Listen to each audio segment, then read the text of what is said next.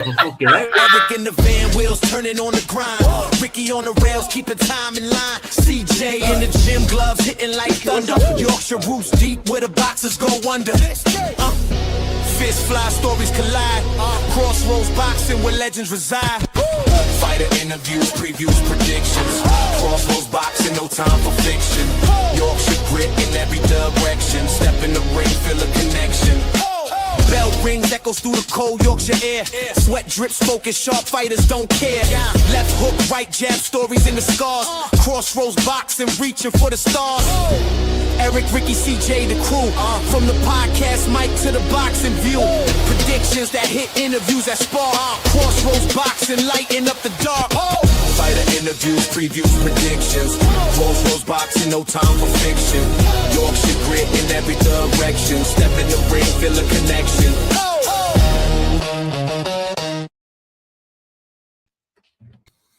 Good evening, guys. Welcome to Crossroads in Boxing on iBoxing Hub with myself, CJSP8, Ricky, the Hands of Stone, and Eric, ERF. Evening, boys. How are we? Okay? Oh, fucking fantastic. Good, right? Got a good one. Got a good one tonight. We've got a really good one tonight. To this one. Yeah, really excited for tonight. We've got a guest on. Yeah, I think he's looking forward to it more than we are, to be honest with you. I've been speaking to him today. He's probably looking forward to this. So, yeah, I'm excited about this. But, Ricky, do you want to do honours before we get into the show and everything? Go to sponsor. We'll go to our sponsors at D-Rock Clothing. You've got to press the...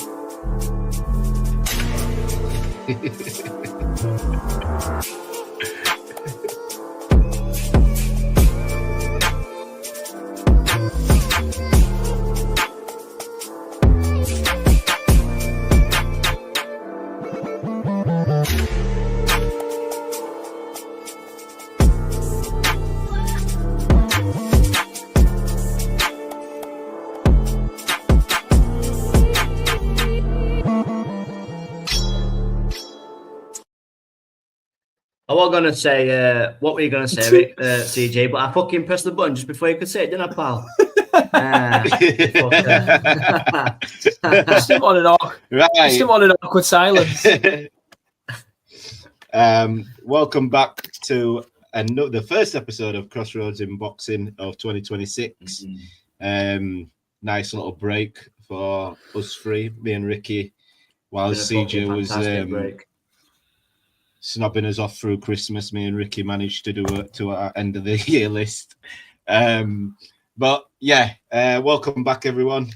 We're happy to be back, and we've got a good guest today. Thanks to our good friend Jack Gladman. He came to us and asked about one of his new fighters he's just signed from Ireland. What's happening here? Oh, what's happening here? He's just signed from Ireland. We have Cormac, the villain, Dillon, joining us today. Here he is. All right, lads. All right. How are you doing? You good? All good, mate. All good. Whoa, that's enough to scare the children. Let's get him on the big screen. Eric, how do you get him on the big screen? It's Ricky. Wait there. I can do it. I've done it. All right, lads. Hey up there. Nice to see you, pal. Nice to see you, lads. How are you? Spot on, mate. Spot on. What's the weather like up there, mate? The snow's just gone, so I got back running this week, thank fuck. But it was good, man. It's a bit cold, but yeah, over and out there, we're all right. There was snow in there for a few days, but it was really bad snow.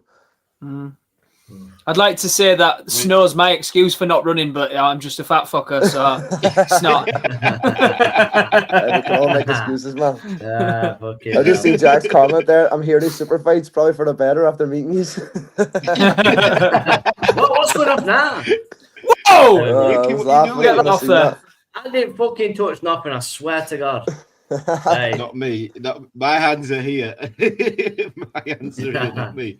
Yeah, so go on then, Rick. Yeah, so we've got Cormac the villain, Dillon, who was just turning over from his amateur career into his professional career, signed now with Jack Gladman. How you doing, mate? Are you looking forward to your professional debut? Can't wait, man. Like Jack's warned me, I'm not allowed to give away any details about that. But I can't wait for it. It's about. I give you a time frame. It's about 8 weeks, maybe just a wee bit more away. But Yeah. I'm really looking forward to it, man. Been training hard for it 3 times a day. But I work on, man. So looking forward to it. Yeah, that's great stuff, mate. So before we go to that, then we'll just take it back a little bit. What made you get into boxing? What was the motivation behind that? To be honest with you, it's something that's been in my family for a long time now. I'm the first person that's ever took boxing this far, but we've got a lot of athletes. Like I've got a cousin who's a professional footballer. He plays for Waterford. I don't know if you've ever heard of them. No. Waterford's an Irish Not team. myself, mate, So no. then I've got a cousin who's got like several Northern Ireland caps. We come from a good family of athletes. Do you know what I mean? And Yeah. to be honest, with you, boxing just something that's always been in my life. And then I started training it, and I was at a club, and my coach said to me, "Look, if you want to take it serious, come down to us, and we'll get you going." And I went. I've always thought I liked football, and then I went down to a boxing club, and I was like, "Nah, this is what's for me." Yeah, you got hooked. You got hooked the Yeah, minute it's you a got boxing took bug, a I fucking call it, hook. Yeah. So you've had, from what it looks like, you've had a really good amateur career, some great amateur pedigree. What's been your favourite moments or your favourite fight from those amateur days? There's too many, man. I've got a lot of good days in amateurs, to be quite honest. Like in Ireland, it's like a big family. Do you know what I mean? Irish boxing's like I don't know if he's nowhere. It's Paul community. McCall recently passed away, and it's like just seeing the community that comes together whenever like things go bad or go wrong. Do you know what I mean? So rest in peace to Paul McCall too. He was a very, very good man as well as fighter. I knew Paul personally, like, and he was an absolute stellar man. Do you know what I mean? Yeah, and especially those amateur careers, because these coaches, they put a lot of time in. They'll probably work every day of the week. Obviously, when I was coaching with CJ at St. Peter's, all working all night, coming to the gym, again, coaching the young'uns. And it's it can be a thankless task at times, and you don't get paid for it either. So it's just something that you're trying to give back to the community. So anybody that's willing to get involved with the amateur scene and coach deserves a thumbs up no matter what. 100%. It's taking kids off the street. In terms of my favourite fight or my favourite, like I've had but you know who Matty Borden does? Matty Borden, he's the current Irish. He fought the Crocker and Donovan card back there when was that? Oh, yeah. So he won the Irish title against Rugen Farrell on that card. But I've got a fight. I have a one over Matty in the amateurs. But more of a better fight would have been, I fought a guy whose clubmate, really, really good club. They call him Golden Gloves Corain. But Churchton's Corain. But they're all punched like horses. So there's a guy there, Jamie Bradley, he called him, and it's the hardest I've ever been hit in my life. And he hit me in the first round, and my vision just went white, man. And I actually came back and won the fight, but it was a really, really, really good fight. But I always remember, like, see, still to this day, like I was about 15 at the time, so it's about 13 years ago. And I still to this day get stopped, and people say to me, "That's the best fight, amateur or pro, I've ever seen." We absolutely killed each other, but he's a guy I have a lot of respect for, yeah. So that Jamie Bradley would be my hardest fight, but he actually doesn't even box anymore. But I've been bit, like, do you know what I mean? I fought the guy James Cleary. He boxed out of Mullingar, or was it Olympic Galway? It's one of them really big clubs down south, but he had like 12 Irish titles. So I got bit by him a couple of times. So yeah, he was really good, yeah. But then he stopped boxing. Then I was like, wait, he's not stopped boxing when I was boxing. It's mental, isn't it? To be fair, but just a quick one to reiterate off of that question. Then, 15 years old, you get punched by someone that punches like a truck. At that age, obviously, people don't understand, because my son's 11, so he's boxing as well. When you're at those age brackets and you get hit like that, like, what's it like to be, say, you've got to recover, you're on the ropes, you've got your family, your friends there. What are those moments like? Like, say, you went white in the face. How did you recover from that? Man, I went white my vision. I've seen the stars, but I didn't go down though. So see, whenever to be honest with you, I think that's the thing about boxing. It reveals who you truly are, no matter what. Like, there's a lot of guys who would have got hit by that and they would have crumbled. But I was like, I'm not getting out here. I'm going to get you back. So with Jamie, man, I remember after the fight, I said to him, "That's the hardest I've ever been hit." And he said to me, "You hit me the hardest I've ever been hit too." But Well, there you go. See, to be honest with you, he spit his mouth got out a couple of times in the last round because I was getting to him that much. Do you know what I mean? So I got deducted a point for it. That old dirty trick. But my auntie actually died about 3 days, maybe 2 days before the fight, and I think that gave me a wee bit of a boost. I wasn't going to fight, it was to qualify for the All Irelands, so I had to. Do you know what I mean? I just had to sort of put my feelings aside and get on. But there was definitely somebody in the ring with me that night, and it was I think fight or flight kicks him. You're either going to give up and you're going to fold, or you're just going to do what you need to do. And I've done what I needed to do, and I think he threw the kitchen sink at me in the first round, and then the last 2 rounds were mine. But man, I swear to God, see looking out, it's one of my best memories in boxing. See looking outside the ring and seeing like a whole crowd on their feet applauding 2 15-year-olds. Yeah. Just we took a bit of each other home with us, man. Do you know what I mean? And it was I've got a lot of respect for that guy. And every time I'm asked that question, I say the same answer. Jamie Bradley is definitely my hardest fight. I don't know how I stayed up after the punch, to be honest. Brilliant. So fast forward then, you're now venturing into your professional turnover. What sprung that decision on, and how have you found the transition? Sorry, say that again. I was reading just what made you come up with that decision? Like, how's the transition been, and what's spurred on that decision to finally? To be honest with you, man, I had a long layoff. Like I stopped boxing when I had about 19, 20. Just had a few personal things going on, and I just needed to just take a step back from boxing. Really, boxing became sort of like how I think I've heard Aodhan Byrne say this here somewhere recently. Like it was like boxing became something that I wasn't enjoying anymore for a lot of reasons, and then it took for me to take time out of it to realize it's what I really wanted. But when I came back to boxing, the plan was I give myself until I was 30 to make it pro, or there was nothing. I was never going to box again. And 6 months later, I got signed pro. Brilliant. Yeah, that's me, Eric. If you want to go to the next steps. Eric? Yeah, just moving on to later part. Obviously, turning pro now. You had an exhibition fight. How was that? Yep. How was the exhibition fight? Obviously, no headgear, no vests. It's sort of a pro-am show sort of thing, wasn't it? Semi-pro. I want to give a shout out to Jason Quigley, because without Jay Quigley, none of this would have happened. And he gave me an opportunity when, like, it's one thing I will say, I've never been given a handout. I've never been given any favors. I've worked for this, like. And Jay, he had heard about me. He had seen a couple of my fights, and he knew that I was back. I've only had 3 fights back, so I've still got a lot of ring rust to get off. So it's one of those, but it was always the plan to go pro. But I want to give a massive shout out to Jay, because he sort of believed in me when nobody else really did. And I think it showed me worth and more, because my first 2 performances back were a bit sketchy, if I'm being honest. Like, they weren't my best, and after 6 years out, that's only normal. And I knew that. I was giving myself about 5 or 6 fights to get back to my absolute best. 3 fights on, and I had a lot going wrong that week too. So my original opponent pulled out like 2 days before it.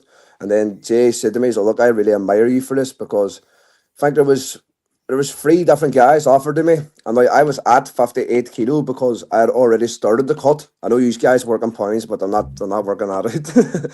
But you guys, so see, right, I had a pull out 3 days before the fight, and then I was offered 3 or 4 guys that were like 65, 67 kilo, and I just said yes to everybody because I didn't want the opportunity to pass. And Jay was like, I really admire that already. And then on the day of the fight, my old coach sent me down for my corner on the day of the fight. So my best mate, Chad, he pulled down on him and his dad and done my corner. And it's to be honest with you, everything that could have went wrong, and I still went and done it. And to be honest with you, I put on a performance of a lifetime. So I think I got hit once. That was my next question. My next question was going to be, how was it? You see the size difference, like? Do you know what I mean?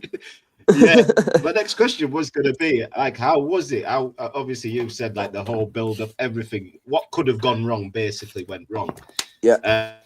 But when you was in there, you said you put on a performance of a lifetime in there. What did it feel like with no headgear, getting hit with those smaller gloves? I'm guessing. Honestly, man, I just felt at home. I just felt at home in there, man. I really did. To be honest with you, I was a wee bit nervous before I went out. It's the first time I've been nervous for a fight in a long time. because I've had so many amateur fights, and I'm used to the fighting experience. But see the big crowd, the lights, all that. I don't know what way they took it, but to be honest with you, it took me like a duck to water. I loved it, and it made me perform even better, I think. And the bigger ring, the smaller gloves, I loved every single piece of it, man. No, that's good. Obviously, we've seen that video. I was trying to get it up. You've got it on your Facebook. I can't screen share it. The video of obviously when Jack, when you had that phone call with Jack Gladman and you getting signed and stuff. You could see the elation on the video, obviously, but if you tell everyone how it actually felt for you in that moment when Jack said that he wants to sign you and stuff. It's hard to explain. I could see it on the video. I could see it. It's hard to explain, man, because before I get into details, like we've been through, like there's my wee cousins in the video too, and then the second part of the video was like the boxers that I coach, because I'm a coach as well. So that's I've got a lot of good guys coming through too. We'll be talking about them after, but to be honest with you, it was very surreal, because although it's always the plan, and I write everything down, like see all my plans, everything that I want to do, I write everything down step by step of how to get there. I gave myself 3 years, as I say. At the time I was 27, and I gave myself until I was 30. But yeah, whenever for it to happen in 6 months, I was like, whoa. But when Jack rang me, man, it was just pure surreal, to be honest with you. In a weird way, I was more happy for me wee cousins than what I was for myself, getting to tell them that I was a professional boxer, because I know how much they look up to me, man. And they're all boxing now too. So see, they show people that there's a way to do it, because in Ireland, it's only really been a big thing to turn pro in the last couple of years. Like whenever I was an amateur before I took my break, there was no such thing as turning pro unless you won an Olympic medal or a Commonwealth medal, or see, unless you were massive, there was no such thing as turning pro. So they sort of paved that way and showed them that there's a way to do it. To be honest with you, man, it's the best feeling I've ever had. Yeah, it looks like that on the video. I wish I could get it up. I'll try and get it up whilst we're talking. Through this interview. But video done mad numbers. I could tell on the video it was out. Yeah, like 2,000 viewers, weren't it? Yeah, I done crazy numbers, but it was I don't do anything like what's to the norm. I don't like doing what everybody else does. No, I'll stand by Jack and get a photo taken and say, or by a contract in front of this. I'm not a guy that does just things normally. I always do things the way that I like to do them. Do you know what I mean? I do things the way that I do them. And to be honest with you, I think Jack was like, it's a bit of a gamble doing that. And I was like, nah, just listen to me. You've got to believe in that now. I made it a big thing, all right. CJ, you've got a few questions. Do mate, yeah. Cormac, nice to meet you, man. Congratulations turning over. Congratulations on your career so far, mate. Thank you for coming on to speak to us. Thank you very much, man. Thank you. So, you're known for like your aggressive style. Has that got anything to do with your nickname, the Villain? And how does it reflect on you in the ring? Yes and no. Villains there's plenty of reasons for called the Villain. So I'll tell you the story. So I actually wanted to call myself the Devil, but my mum's a big Catholic. She's like, no chance of you getting called the Devil. So I love my father growing up was Daredevil, and he called his dad Jack the Devil Murdoch. That's what he called his father in the film. He was a boxer. Yeah. So that's why I wanted to go to Devil, but my mum was having money at man. She was ready to kill me. So the Villain, to be honest with you, there's a lot of reasons. I've had a very sort of up and down life, and I'm not getting into details today, man, but it should have made me a villain. And don't get me wrong, there's some parts of it will stay with you, but most villains, man, or most people will go through what I went through. It would have turned them sour. But I keep a lot of good in my heart, and I'm somebody that just always portrays good and wants people to be good and they speak good and see good, and you always get good back, man. But I'm not going to lie, there's parts that are dark. So see the boxing ring is somewhere where I can let that spill. So whenever I go in there, I'm the villain. Villains too, what would I say? A hero would kill his brother to save the world. Nah, I'm killing the word to save my brother. Do you know what, mate? It's actually good. I like that. It's actually good to hear that, though. It's good to hear it, and it's refreshing, because in reality, everyone doesn't have a crystal clear life. Everyone's paths are 100%. paved to be boxing. I got put into boxing from young offenders, so I know exactly what you mean or where you're coming from Good with to ups hear and that, mate. downs. Good to hear that. So it is good to hear that, pal. I think a lot of boxers too try and, sorry to interrupt you, I think a lot of boxers try and like make this clear cut. I made sure like that it's been easy every step of the way. It's not been easy, man, and it's to be honest with you, the one thing I want to portray is being real. I don't want anybody to think, oh, I got this handed to me or I hang. Like I had to go through hell to get back in life, never mind to get back in a boxing ring. So to me, if I can show a certain way that it's possible for like everybody just to get there, do you know what I mean? It's one of them ones, man.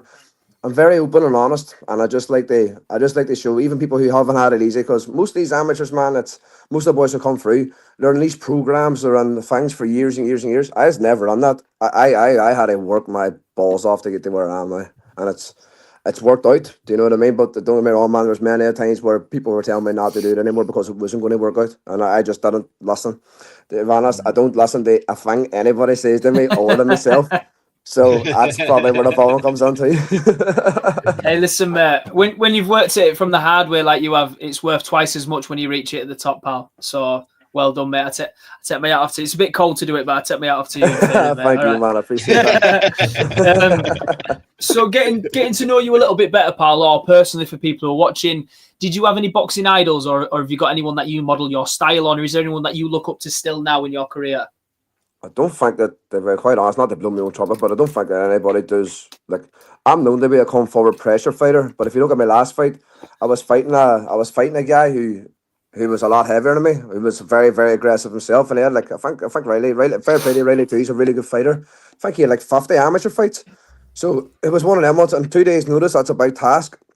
And I remember going, right, I don't really know much about him. I haven't seen much footage, so I'm going to go in and work him out for the first round. And I done something that I took a risk on, and it worked out perfect. So I went in the back foot because I knew he was bigger, like, and I check hooked him in the first round, and I caught him beautiful. But when he done it, I looked over both my shoulders like that as a taunt, because like they say, "Where are you?"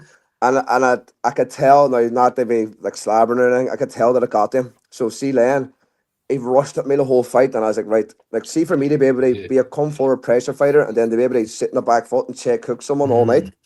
I got hit once, doing once clean, and to be honest with you, it showed me for the first time that I'm as good as a boxer on the back foot as what I'm on the front foot, and I don't think there's anybody that can mix it up as well. I can fight in both stances as well as I can, to be honest with you, and I've still got a lot to show and a lot to prove, but to be honest, man, for me being such a come forward pressure fighter, the way that I boxed that night in the back foot was beautiful.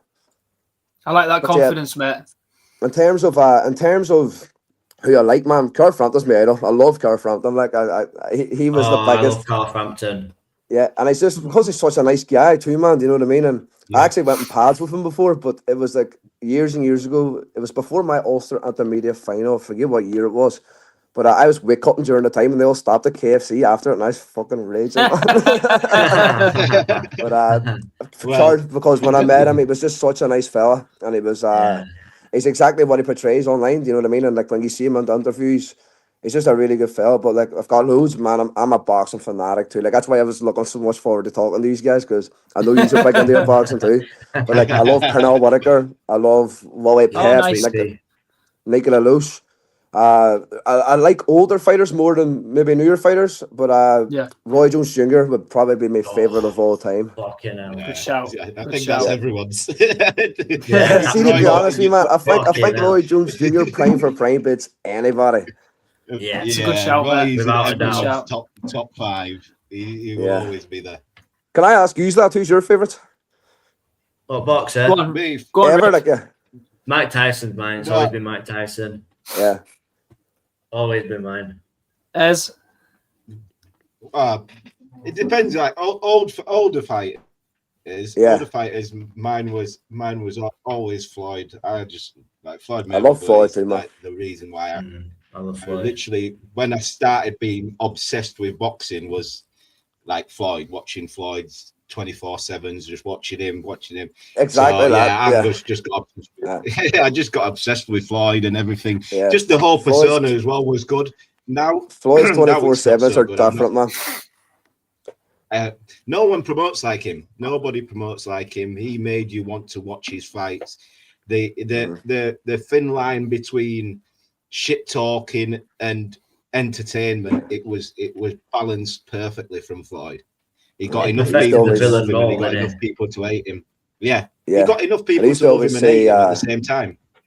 Yeah, I used to always say, it doesn't matter if you love me or hate me, you're going to pay to watch me.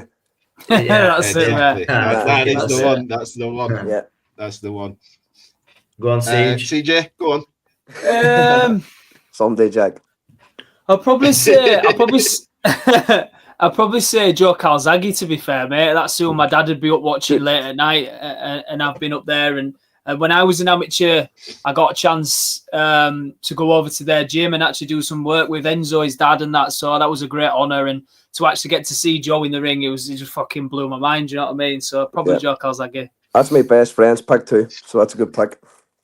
There we go, man. Yeah, well, just to throw it out there. In his prime, did Roy Jones beat Calzaghe or what? No, man, no way. Does he or not? Does he or not? That's an ace Roy Jones, man. An ace Roy Jones. Oh, prime for prime. Jones prime for prime. Jones would have smoked. Prime for prime. The problem is Joe's hands is always fast. The thing is, it's Roy's reflexes that went. Once Roy's reflexes went, like you can't replicate. You can't. You know what I mean? That everything 100%. Was based off his reflexes. So it's always going to be hard. And when a fighter's like that, any fighter that uses you look at Naz, he was the same. Once his reflexes slowed 100%. down, he was never the same fighter. So it's always going to happen. And unfortunately, when you idolize these guys, they does come to a point where they're at the end of their careers, and you're going to have to see them lose. It's not fun though. Yeah. What else we got, Siege? You got any more? I have got another. What I was actually thinking quickly is, should we quickly do some comments with Cormac? Just fly through them. Yeah, because they're mounting up on my side. Go for it, Ricky. I can just see some of them, but my best friend just texts me. He must be watching too. So Ra, evening. Ra's one of our top viewers, mate. So I'm sure he's probably got some questions for you, man. To be fair. Yeah, to be fair, I'm surprised he hasn't written it in yet. I want to know if he turned up, Ra, because I only just found out Ra's got a fucking podcast himself. Jack Gladman, you might know him. He's a bit of a nobody. He sometimes pops up on this show every now and again. On a podcast. He'll be warned not to curse. Then I'm listening to you speak. No, he's cursing. I was going right straight. Kian Kyle saying, yo, Kian, thank you for tuning in, man. That guy trains with us. Good lad. Get up there, Kian. Lobster, Cormac Dillon. Cormac Dillon. I like that. That was Ra and Jack getting at it in the comments then earlier. Raz telling Jack to fight down the line. It's not announce certain things. Fuck off, Jack. Yeah, Jack. What can't you announce, Cormac? Jack, you get the pro debut, but don't even get me tempted because I'll just say it. Jack, what's the point of getting me an interview with your fighter if I can't get exclusives? Adam McClary, Coach Cormac, next best thing. Is he one of yours, Cormac? Yes, brilliant guy. One of my best muggers too. Very, very good guy. He's going to smack everyone up. Agreed. Agreed. Trey, big up to my brothers from up north, and a massive shout out to the villain. Cormac, Trey's our producer. Yeah, before is that what you say? Move on. Before we move on, it is Trey's birthday today, so good man, Trey! Happy birthday! Happy birthday to Trey. I don't know if that picture's come up, but yeah, Trey turns 35 today. It's Trey Day. It's not come up on my screen, Trey's turned 35 today. This man has given us this platform to do whatever the hell we want to do with it, basically. So if it weren't for Trey, we wouldn't be doing this and we wouldn't be interviewing you, Cormac. So yeah, happy birthday, Trey. Man. Big up, we appreciate you, brother.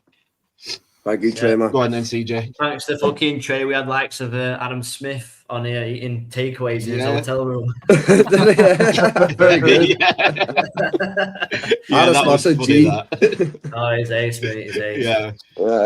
Adam Smith's a good guy. It was brilliant talking to him, to be fair.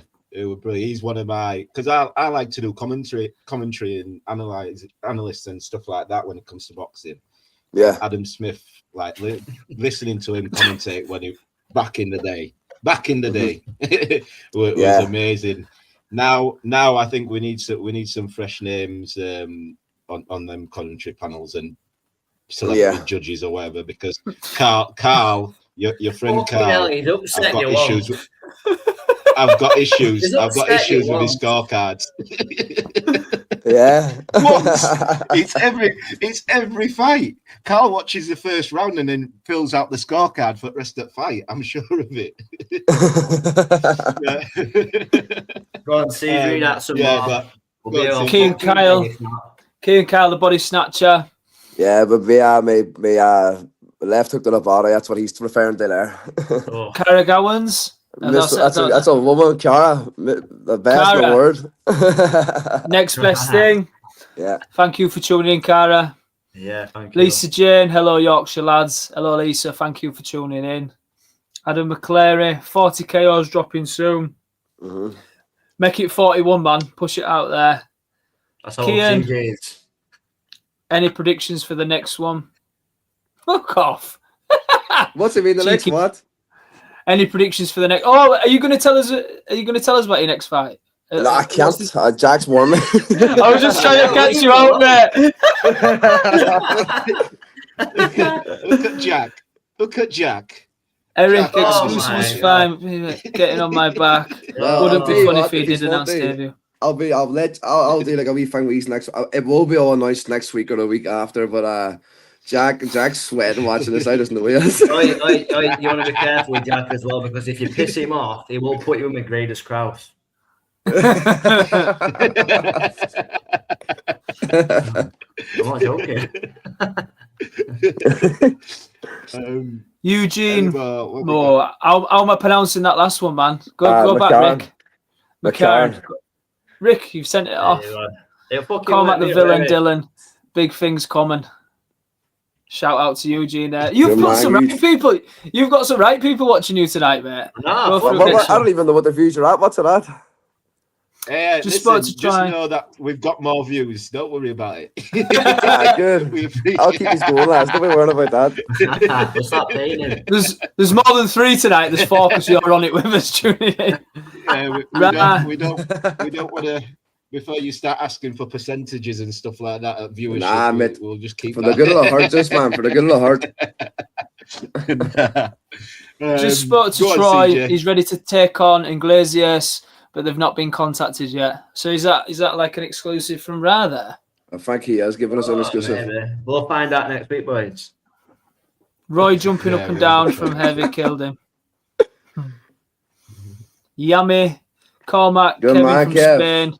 You're going to do great, champ. Thanks for tuning in, Yummy. Hey, so we're international tonight, boys. Get up there. Kev's a good man. He's a dairy man that lives abroad. Right. I can tell you some gossip about Jack, but I don't know if my contract will stay intact. But it is a listen, you worked way too hard. You worked way too hard to put that into jeopardy. There might be a wee dairy girl there's a fancy for, but I'll say no more. Oh, mate, you want to see when Jack comes in here, the fucking gossip we get from him is unreal. Oh man, I've learned some stories already. And yes, Rad is the start of the Irish Golden Era. You can see not just me, but like how many Irish have been signed out at the minute. Irish boxing is thriving at the minute, so yep. And I'll be at the front of that Golden Era, I believe that. Get in. I was lucky enough, Cormac, to be in corner of Kelsey Leonard. She came over to Sheffield about 2 weeks ago with her coach Niall. She was lovely and she was a top class boxer, and she said exactly the same thing to me. She said Ireland is on fire at the minute. Yeah, that's my wee cousin there. And that was my wee cousin. He's on the video that you're talking about. But good man also. He's the next big thing. You think I'm good, when you see him, he's gonna be so much better than me. He's very good. I'd say how many more have we got, Rick? Not many more. Can we keep going on to the questions? We've got just coming up. That is fine. We'll go back to them anyway. Well, I have one more, and then do you want me to go back up to you guys? Yeah.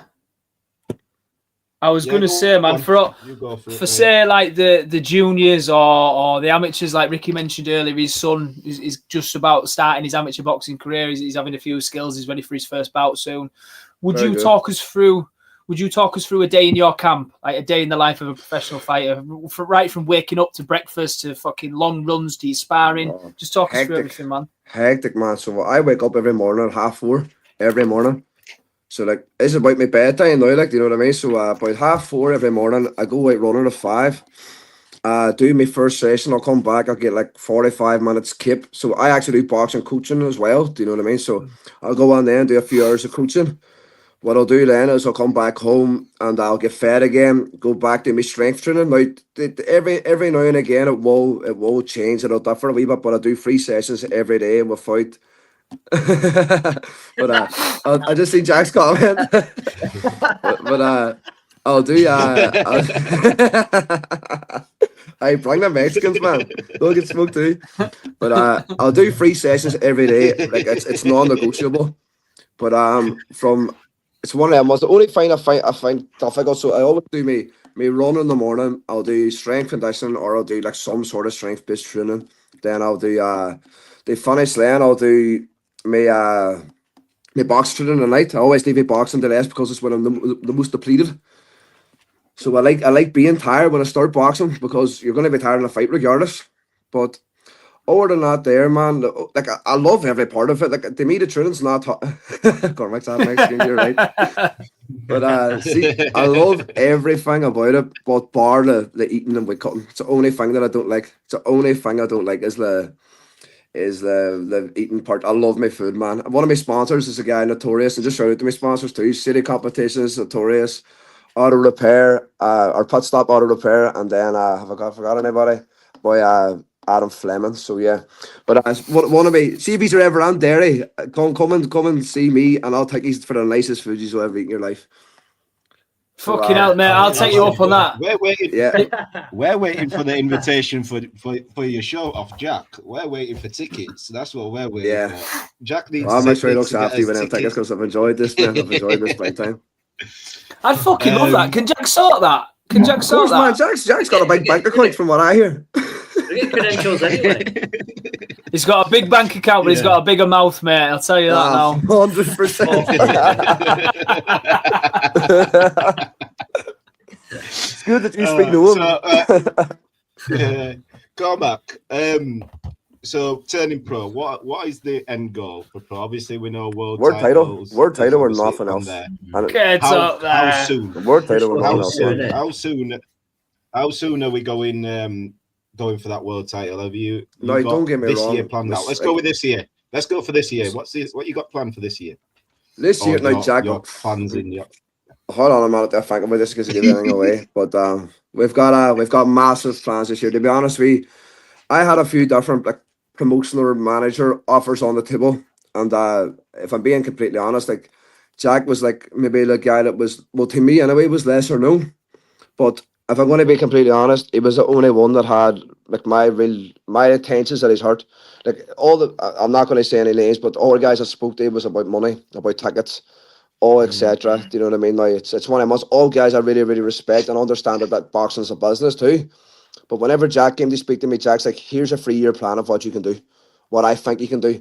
Then I said to Jack, right, you're going to have to rewrite that after you meet me because I understand how far that you think I can go, but whenever you meet me, you'll know that I can go further. At the end of the day, like, see, to be honest with you, I still have a lot of ring rust to get off. Like, I think that I'm ahead of schedule, but I want to be 4-0 by the end of the year. I definitely want to be 4-0 by the end of the year. And I want to put myself under the position where I can look for them big domestic fights and then start to get happy days. So yeah, we're going to box. Alright, he's giving me an okay here. So we're going to box. Only on the plan. Only on the plan. Only on the plan. Right. So we're planning to go out in the next couple of months, and then we're gonna go out then again shortly after that. I plan to be 2-0 by that there. Couple of fights at home, couple of fights Ulster Youth. Then we've got a big one planned for the end of the year. A really, really, really big one. It's something that sort of blew me away, to be honest with you. So as long as I do my part, I know Jack will do his, and it's someone that I really we became good friends. Do you know what I mean? We talk most nights on the phone, and he can talk. Believe that he can talk. Oh, no, I know. Listen, I speak to Jack. I actually speak to Jack. We speak just randomly. I'll message Jack asking him about advice on something, and me and Jack will be on phone for an hour or so. And it's like, but I'm the same. I can talk about boxing. Whenever I'm talking about boxing, time just flies. I don't know how. Same as that, man. Same as that. Especially when you're talking. You can do that when you know what you're talking about. Who likes it? Yeah. You can, can't you? If you know what you're talking about, you can fucking do it, can't you? Of course, man. Of course. But yeah, me and Ricky, how many times when we first met, I rang him about like just a plan of what we're gonna do and stuff. We was on the phone for over an hour just talking.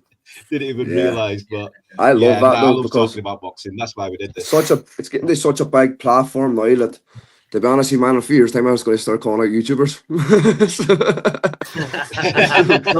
Get me paid, man. Do you know what I mean? But it's getting to such a big platform that it's just so good to see. Like, I've been following boxing since like Eddie Hearn first came about, and like Ricky Hatton was like our last day and chance of boxing to survive.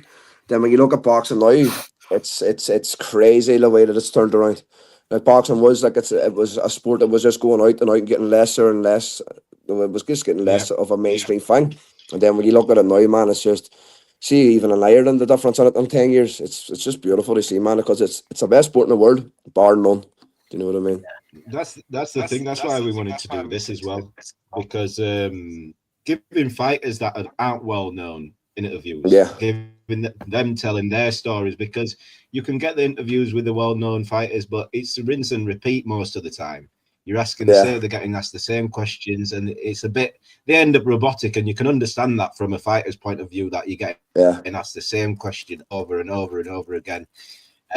So yeah, we like to get fighters who are either just turning pro or young in the career, give them an opportunity to speak and tell their story as well.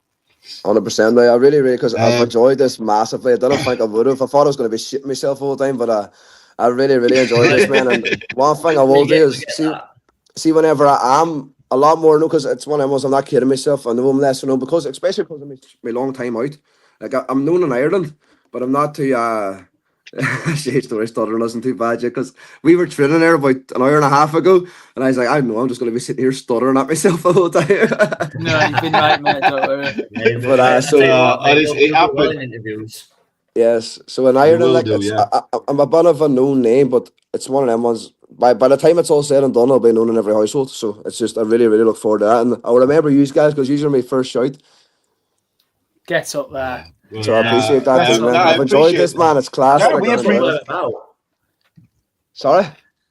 I said that's what we're about. We appreciate the up and comers as well, because obviously we're still up and coming ourselves, but we that's what we did this for. Eric, CJ, will all tell you, we did this for, to give the up and comers and everybody else a chance. A lot of our fighters that we've had on have all been the up and comers, making their pro debuts. We'd even have amateurs on here just to get them used to it. Do you know what I mean? So that's what it's about. We just love the sport. That's all we care about. So we just want to give anybody and everyone a platform to be able to speak. We look after our own as well, mate. We look after our own. So like Jack Gladman was one of our first guests. So we've always looked after Jack.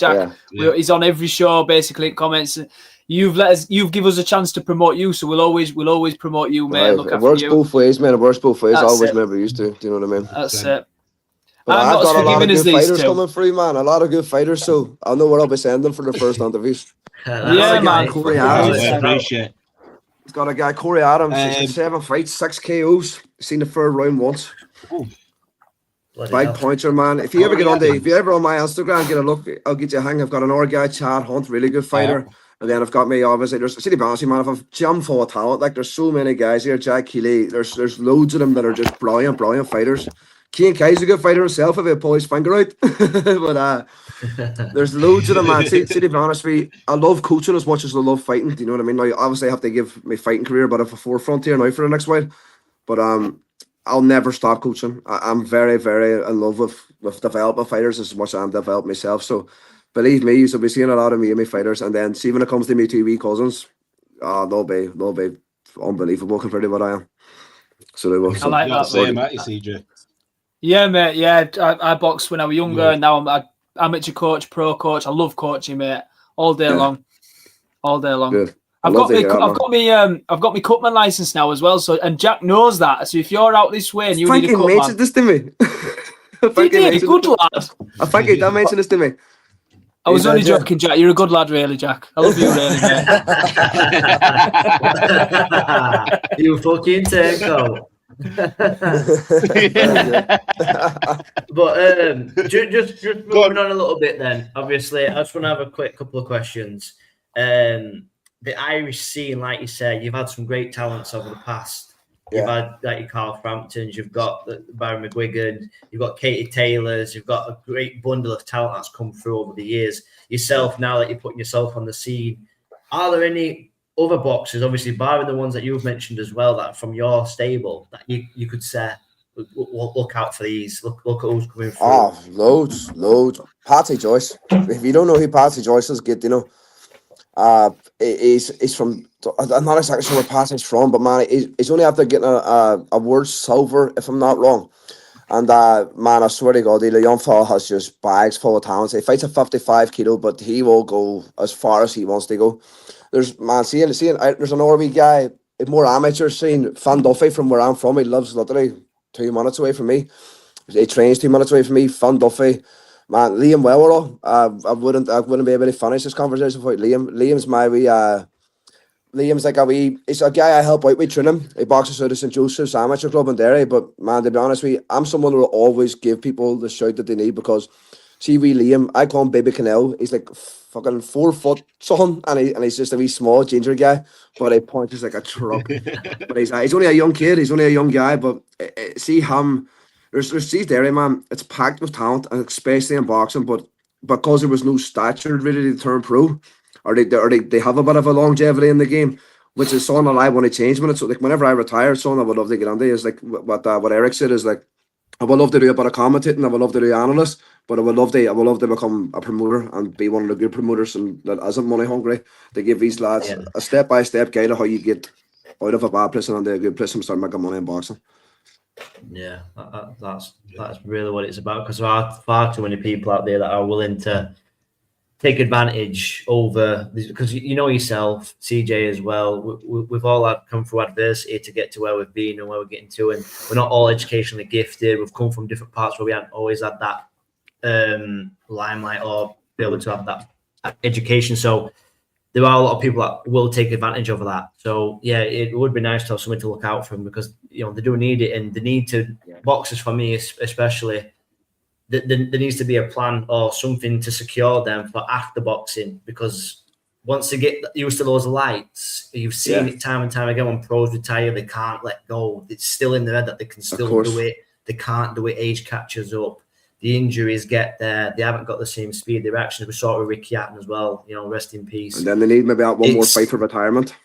Exactly. Yeah. So it's just something that there needs to be a big push for that, and that'd be great for somebody like you to be able to be the face of that. Sorry, I forgot one more person. Do you know who Carol Gormley is? Me and him. So this is really, really like it's but surreal, to be honest. Me and him came from the same amateur club. I've seen Carol since he was like 6 or 7 on the club training hard. I was about maybe 13, but we both got signed in the same week. He got signed. He's based out of Pennsylvania in America, but he stayed on boxing, done really well as an amateur, and we both got signed in the same week, and we both came from the same amateur club. So it's fantastic. Fantastic. So I want to give a shout out to Carol. Carol's a good lad and a really hard working fella too. Yeah, brilliant. So we'll take it now away from boxing as well, outside interests, hobbies. So what if you weren't a boxer, right? You've got a lot of football background there with your family. What would you be doing right now? A boxing coach. A boxing coach. Take boxing away. Put boxing off a minute. What would you be doing? What sport? Man, I'm going to be honest here. I probably, because I'm not going to lie, boxing saved me. Boxing is the only reason that I'm probably still here. But to be honest with you, I don't have a want in the world to do anything else. This is my life. I've devoted my life to it, and it's what I want to do with my life. I could answer you a question, but it would just be a bullshit answer. Just be fucking lying to me. Exactly, man. I would say like I like animals. It'd be like a vet or something, but I was never going to be a vet. You know what I mean? I just boxing, and that's it, man. It's just I made a decision long ago, and that was to give everything that I have to this year, and that's what'll get me far. I think me and Cormac could be sharing a pad in HMP, Ricky. Yeah, fucking hell, I know. Exactly. Yeah. I wouldn't be doing good things, man. To be honest with you, I wouldn't be. Like, I don't plan to ever do bad again, but boxing is what made me want to do that. You know what I mean? But yeah, it's brilliant. It's a good story. You've got the story as well. You've got the adversity you've come through. Hobbies then outside of boxing. Have you got any hobbies at all? I'm really bored, man. Reading. I love reading. I love really fucking reading. Yeah, I love reading. I'm reading the diary of a CEO at the minute. Actually, got it there. I'm reading this here at the minute. I thought you were going to say Diary of a Wimpy Kid then. That's what my fucking son's reading. Diary of the CEO, Stephen Bartlett. But I think man, to be honest with you, just but nah, man, just to be honest with you, man, I give out most of my training now in a day. I don't really have any time for anything else. Just coaching, boxing, and my own training, and that's it. By the time I have that done in a day, I can barely keep my eyes open. Yeah. So yeah, that's all it is, man. I give me all day this year. Like that when I wake up, me. Superstitions. Have you got any superstitions? Any training rituals? Have you got anything like that? I know athletes, there's very superstitious people at times. I'll put my kit. I put my kit on a certain way every fight day. I'll do the same fight day overhang. So the night before the fight, I'll go a big long walk myself. I don't like being around people when I'm about to fight. To me, it's just I'm someone who's very loving. Like I love the people around me, and I'll show them that a lot. But see, when it's time to fight, I don't want people who I love around me. You have to flip a switch. Do you know what I mean? I don't really want anybody who I care for to be close to me. Because to be honest, I'm not going on there to care for somebody. I'm going on there to hurt them. Do you know what I mean? And they're going on there to hurt me too. And I don't wish any harm in anybody that ever fight. I'm just want to get that clear. But it's at the end of the day, it's not a nice sport. We're going on there to punch each other. And to me, I do a lot of things. I'll look at myself in the mirror a lot. I'll probably shout at myself, to be honest with you, things. But I go a big long walk and I'll visualize the fight over and over and over and over and over again. But I've got a wee photo of my wee brother and sister. They live in Scotland, and then I've got a photo of myself when I'm a kid, and I'll take that there. That'll be the last thing I look at before I walk. But other than that, man, just music, and I tie my boots a certain way whenever I fight compared to whenever I train. But I think that's just me being a weirdo. No, it gives you fucking music, like what music do you listen to? Yeah. Rap, man, rap, hip Yeah, hop. it's got to be rap music. Fucking Yeah, always I don't rap. like I listen to tunes. Something we call them tunes over here, like fucking deep house and techno and all shit like that there. But to be honest with you, when I'm going to fight, I want to be hearing shit, like, do you know what I mean? I want to be hearing what people are saying. Who's your rapper? And Nipsey Hussle, love Nipsey. Nipsey Love Hussle. Nipsey. Fucking hell. Yeah. Lyricists, Love Nipsey. lyricists. He's taught me more in life than what most people have, man, to be honest with you. Nipsey, see, even just outside of rap, Nipsey was an unbelievable guy. Yeah. Really, really, really intelligent guy. Lil Wayne, man, everybody, to be honest with you, there's loads there I'll forget about now because I'm on the spot, but I love rap music, man, rap and that there, but listen to a bit of Adele sometimes. No, I don't mind Adele. I seen Adele live at Wembley. It was fucking unreal. Oh, man, that'll be quality.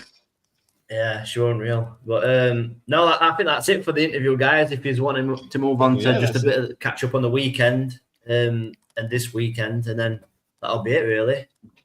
So this weekend we had Amanda Serrano. Put it as 4, so Yeah, change, we'll change it. We'll There you change go. it like that. So it done, Actually, there we go. can I sneak a quick question in? Yeah, fucking go for it. No, CJ. we've changed the You view know now. what? Now we've changed I the view. don't- Sorry, mate. I don't even know why I'm fucking asking you permission. I'm asking another question, right? Well, we've got him on, right? Rick. Me. Is there anywhere? I always wanted to box. I always wanted to box at Ulster Hall. Is there anywhere Yeah. you want to box? Like, do you want to box at I'll tell you a York Hall? story. Jack, fuck this up for me, man. I'll tell you a story. So I was meant to box in Ulster Hall a couple of months ago, sorry. And Jack Jack's side me now, I'll be honest with you, I was carrying a bit of an injury. But and to be honest with you, I would have loved to have fought because see the guy's show that it was, he done a lot for me to give me a good platform to sort of get back to boxing. I was meant to fight for a title in Ulster Hall, and to be honest with you, as much as respect as I has for my opponent, I think I would have won the fight handy. I think I would have won it really handy, and to be honest, man, I would have loved to have fought on it, but Jack was like, no. He's like, I'm not taking the chance here. So I just guess I got hurt, you know what I mean? Because we knew we were going to be turning and having a quick one. But man, over than Ulster Hall, Vegas. Get me to Vegas. Yeah. Yeah. The one at the end of the years, big though. The one at the end of the years. Big, like, it's not somewhere I would have maybe thought I wanted to fight then. But now that we're thinking about it, I'm like, Jack, give me theirs. I like I've had a son. That's all I'll give you. Oh. Okay. He ain't coming to fucking Sheffield then, is anybody puts any fucking no. Before CJ now put any pressure on you. This weekend, the previous weekend, we had Amanda Serrano out with Tellers. Tellers were a short notice opponent, but first on the card we had Ebony Bridges' return after a 2-year, a bit more I think maybe, layoff after having a child with Kell Brook. She came up short. With Kell Brook? Yeah. That's what she's with Kell Brook. Yeah. Cormac, that ain't an exclusive, mate. I never knew that there. Never. Go ahead, Kell. But this, by the way, this was a hard picture to get because every fucking picture on Google is very provocative, and I couldn't. Yeah, you got to keep it PG, boys. All right, got to keep it PG. But she came up short anyway in the comeback fight. She fought a very handy opponent. Didn't have a great record, but she had Olympic. She won Golden Gloves in America. She just built up a little bit of momentum. She boxed really well. Ebony could tell with the rust, the age, trying to come back. I don't know what you make of a performance, Cormac. I don't know if you caught it. I've seen that fight. I didn't see the whole card, but I've seen that fight. To be honest with you, the girl she fought's very handy. She was. To be honest with you, she was bit and bit well. But still, one thing about Ebony Bridges is she's tough as nails, man. Like she's never going to give up. And she's tough. Like she's really, really tough. So respect her for that there. But yeah, it was a whitewash in my opinion. Like it was. I think I give her one round. If even. I can't. Yeah, round 4. I think it were. Yeah, I give her one round if I even did. But yeah, just off the top of my head, I remember parts of the fight, but I dozed off, man, before the Serrano fight. Yeah, I thought it was a 6-rounder. I thought it was a 6-rounder. It went up to an 8. I think they had a dropout. Yeah, we went up to an 8. I was like, I thought it was when she won the 5th. I was like, if you can win this 6th round, Jake Paul and his team might pull some strings, get you something on the cards, get you a draw on the cards. But she ended up losing the 6th round, and then I was like, I thought it was over. It was like, nope, 7th round. I was like, oh god, I was tired by that point. At that point, I was like, Ebony, she'd been well beaten. But like I said, there's plenty of fights for her. The good thing about Jake Paul and signing with Jake Paul is he's got so many of them females over there, of course, that you can do round robins. Losing is not a thing. Is not really 100%. that bad of a thing, 100%. especially in the female game at the moment. So there's plenty of fights out there for her. I know Shannon Courtney still wants to fight her. I think was it Metcalf? Shadeja Metcalf or something. Yeah, she was calling her out as well after the loss. So there's still fights there for Ebony. I don't know how much she's got left. Obviously, her age. She's just had it. And to be fair to her, she's come 10 months since having a baby. 10 months from having a baby to step back in the ring. It takes fighters three months to get ready for a fight. 100%. So imagine having a baby and then having. She looked in very, very good shape too. So, yep, she looked in very good shape. Massive credit to her. Yeah, she's in great shape. So one for CJ really is like, for me, coming back after that layoff after just having a child, like we've said, the ring rust going against an amateur pedigree. What guts do you think? What mental battles do you think she would have been dealing with getting in that ring for the first time since having a child? A rusty, layoff. She didn't just get in with a journeyman opponent, a roadrunner. She got in with somebody that's credible. What do you think she'd have been going through, Siege, training camp wise, mentally, physically after that?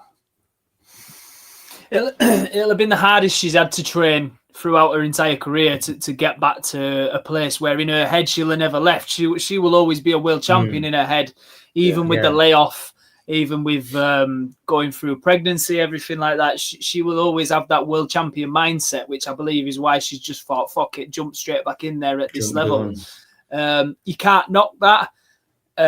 Would I like to see her have I won't say a tune-up, but someone of a bit of a lesser status to fight? Yes, definitely. Like a Becky Ferguson.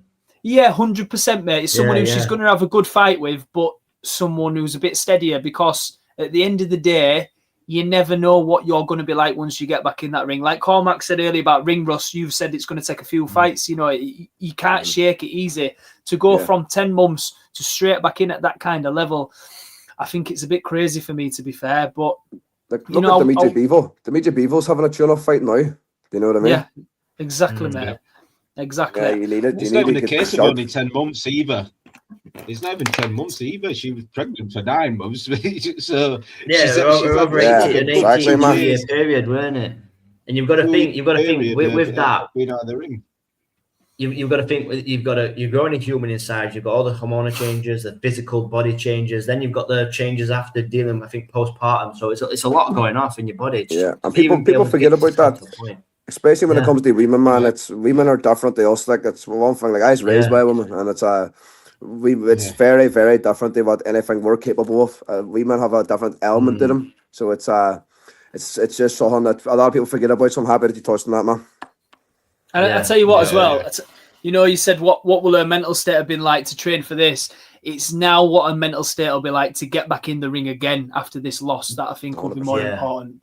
Because she'll be going through everything at the minute. She loves the fight, though. That's the thing. She loves the fight. I don't think Ebony's that bothered about. Like, she was getting hit clean and still wasn't taking a backward step. Yeah, she just walked forward the whole time. She tried. Yeah, she tried. And like I said, it was a difficult opponent for that layoff. For that layoff, it was a difficult opponent. I know she wanted to come out just signing with Jake Paul to prove, obviously, she still is what she was. But listen, I still want to see Ebony box, and it is for boxing, not for anything else.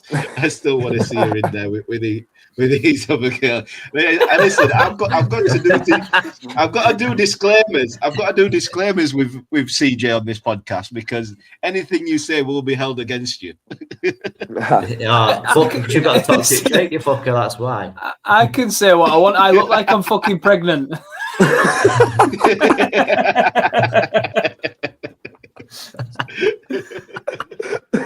Right, get fucked. I spoke to my wife.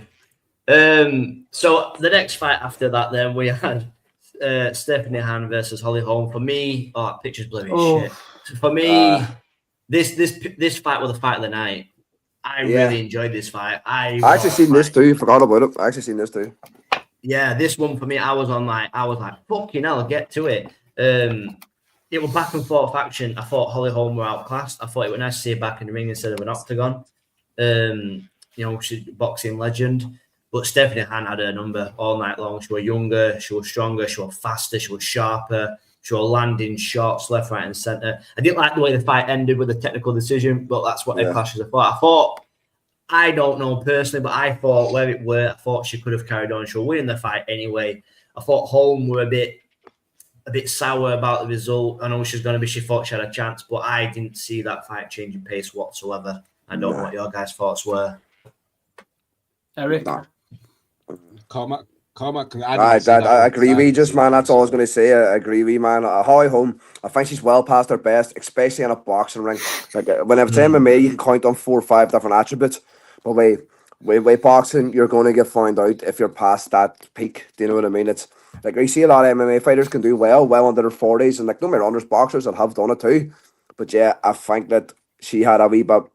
Youth was on the ordinary side, and I think that Holly Holm's just been in too many wars, man. Do you know what I mean? Yeah. But there's a lot of miles on clock, isn't there? Yeah, I agree. She looks like a fucking Brock Lesnar. People thought that she's just had the UFC career, then box. She was a world champion boxer before she ever stepped foot in an MMA ring. Ever. Hall of Famer. Yeah, she was a boxer. So I agree with you, man. That's why she beat the hell out of Ronda Rousey, Ricky, like you Ronda said. can't box for shit. Yeah. She fucked around the Rousey up. She won me a bet. What would you say, Siege? Nah, I do. Go on, Ed. No, I was at the cut though. I thought that was daft. Like, I thought it got one wipe and they're having a look and there's no blood coming back out of it. So I didn't understand why they stopped it for that cut. Is it because it was at the top of the head going into the eye? Is that what it was? I was more worried about concussion because of Well, I was thinking it's because of the blood running down, but like once they'd had a little good wipe on it, it stopped for that bit. So a good bit of Vaz in there, dig your adrenaline in. I'd have had that sorted, no worries. CJSP8 boxing coach Cutman would have had that sorted. No worries. Right, we'll go quickly on to the main event. Amanda Serrano versus short notice opponent Tele. It was pretty much one-way traffic for this fight.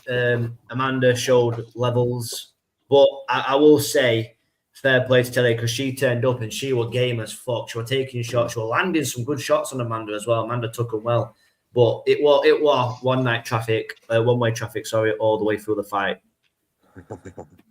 Cormac, go on. Did you see it? I actually don't even watch. I fell asleep before that fight. I'm laughing at him. He fell asleep. Oh, yeah, he's selling his shit. It's like my only issue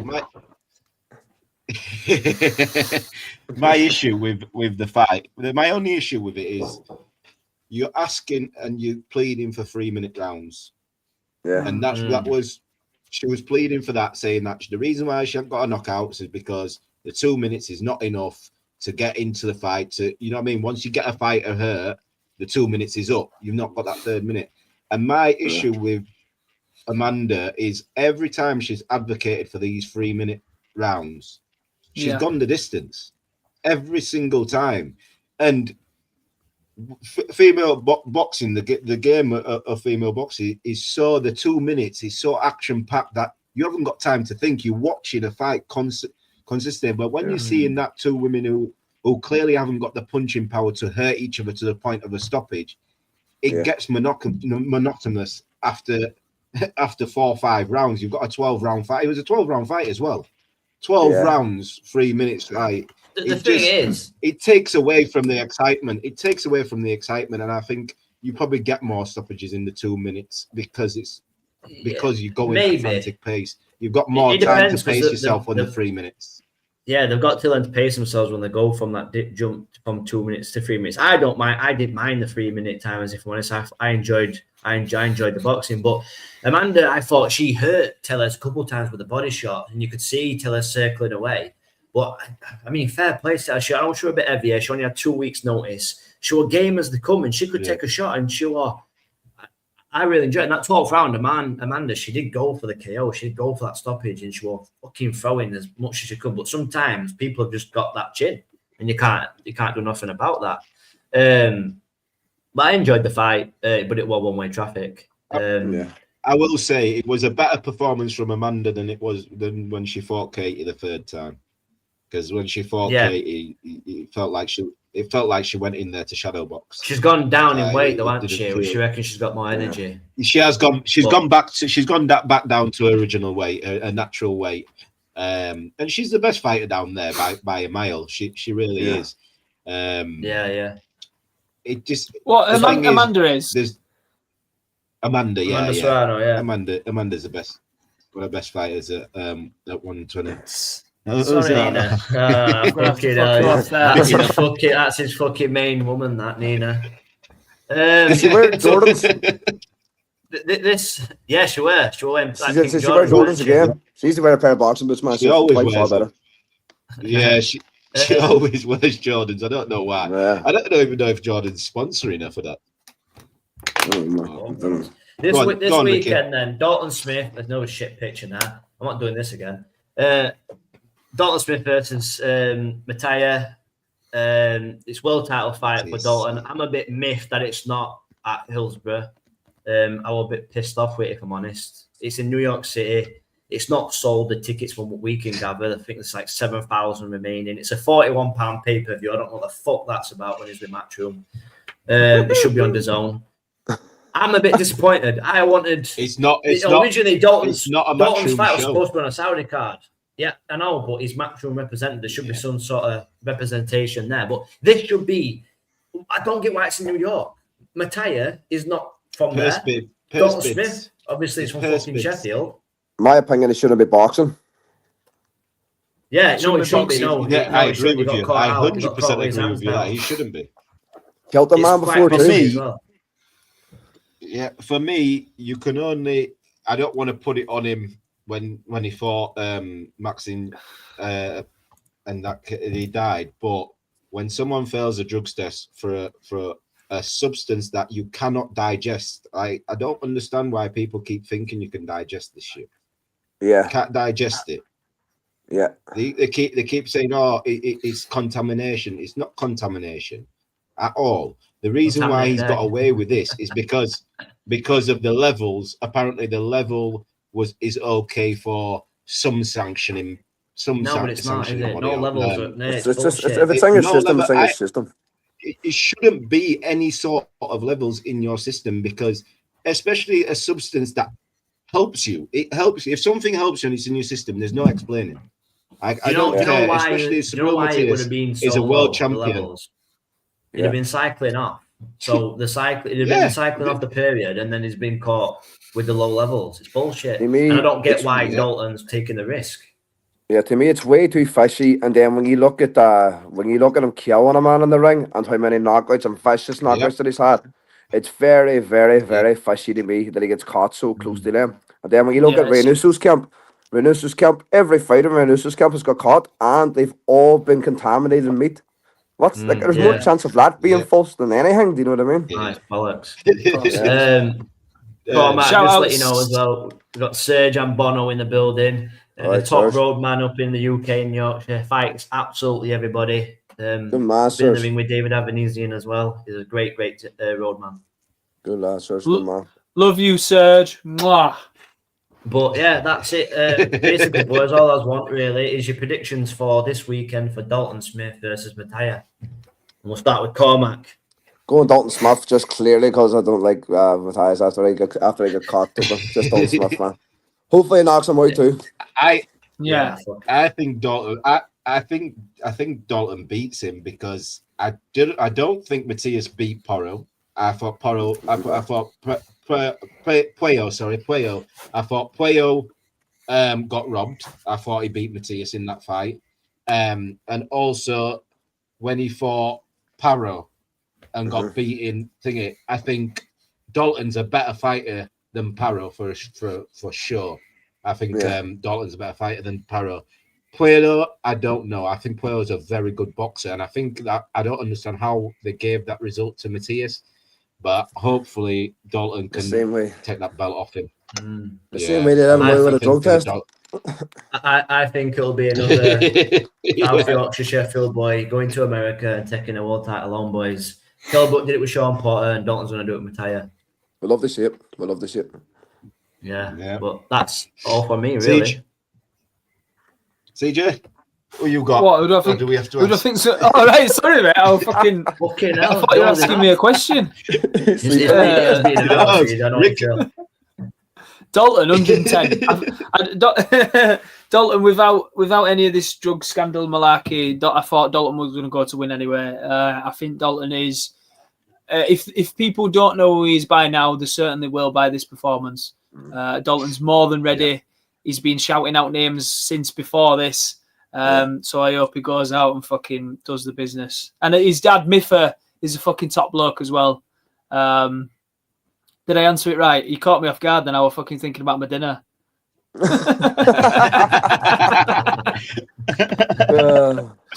Oh, God.